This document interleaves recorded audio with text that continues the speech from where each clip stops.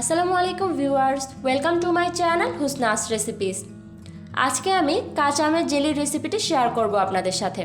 প্রথমেই বলে রাখি, আপনারা যারা আমার চ্যানেলে নতুন এসেছেন তারা প্লিজ আমার চ্যানেলটিকে সাবস্ক্রাইব করে পাশে থাকবেন, আর যারা অলরেডি সাবস্ক্রাইব করে রেখেছেন তাদেরকে অসংখ্য ধন্যবাদ। কথা না বাড়িয়ে চলুন মূল পর্বে চলে যাই।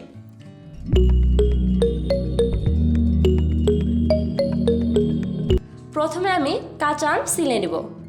এখানে আমি একটি বড় সাইজের কাঁচা আম নিয়েছি। আম সেলার পর এখন আমি আমটি গ্রেটার দিয়ে গ্রেট করে নেব।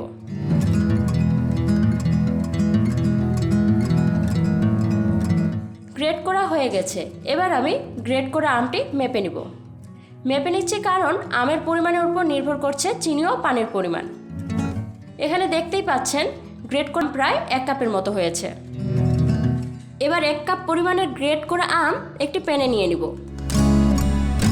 আর দিয়ে দিব 2 কাপ পরিমাণে পানি। এবার আম ও পানি জাল করে নেব, মাঝে মধ্যে একটু নাড়ে চাড়ে নিব। এক পর্যায়ে দেখবেন আম সেদ্ধ হয়ে গেছে। আমি যেহেতু গ্রেট করে আম সেদ্ধ করতে দিয়েছিলাম সেজন্য তাড়াতাড়ি সেদ্ধ হয়ে গেছে।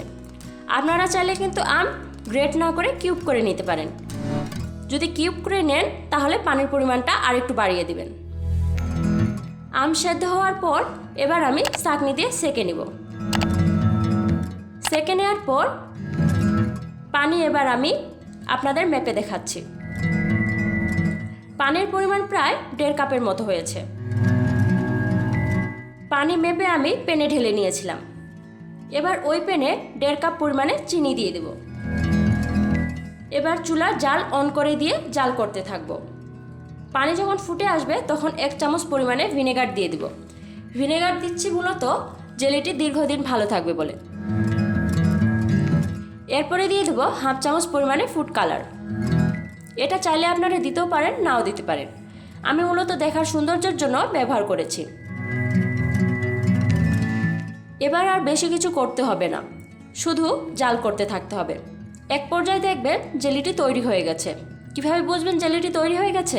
আসুন আমি দেখিয়ে দিই আপনাদের। আমি একটি চামচের সাহায্যে উঠিয়ে দেখাচ্ছি। চামচের সাহায্যে তুললে দেখবেন অনেকটা ঘন হয়ে পড়ছে। যখন দেখবেন এমন ঘন হয়ে গেছে তখন একটি কাচের জারে ছাঁকনি দিয়ে সেঁকে সেট করে নিব। তৈরি হয়ে গেছে কাঁচা আমের জেলি। আজকের রেসিপি এ পর্যন্তই।